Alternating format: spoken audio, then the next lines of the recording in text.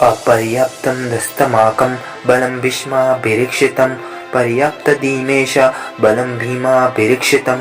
દુર્યોધન કહે છે કે મારી સેનાની સુરક્ષા ભીષ્મ પિતામહ કરે છે અને 5 પાંડવોની સેનાની સુરક્ષા ભીમ કરે છે. અહીં દુર્યોધન કહે છે કે હે ભીષ્મ પિતામહ, મારી સેનાનું નેતૃત્વ અને રક્ષણ તમે કરો છો. આનાથી મારી સેના મજબૂત અને તાકાતવર છે અને હું ભીમની સેનાને આસાનીથી હરાવી દઈશ.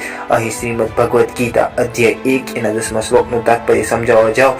જીવનમાં શ્રેષ્ઠ રીતે જીવવું હોય તો તમારે કોઈ પણ ક્ષેત્રમાં સફળ થવું હોય તો તમારા અહંકાર અને તમારા ઘમંડને ખૂણા ખચકામ એવી જગ્યાએ મૂકી દેજો જે જીવનની અંદર એવું નકારાત્મક વિચાર ભરાઈ જશે કે હું કંઈક છું, હું બધી બાજુ કરી શકું છું, મારા સિવાય આ કામ થાય જ નહીં, હું કામ કરું એવું કોઈ કરી જ ના શકે. એ તમારી મોટામાં મોટી ભૂલ છે. અને દુર્યોધન પણ આ જ કરે છે કે પોતાના અહંકાર અને ઘમંડમાં ભીમની સેનાને નબળી માને છે અને કહે છે કે હું આ સેનાનું આસાનીથી હરાવી દઈશ.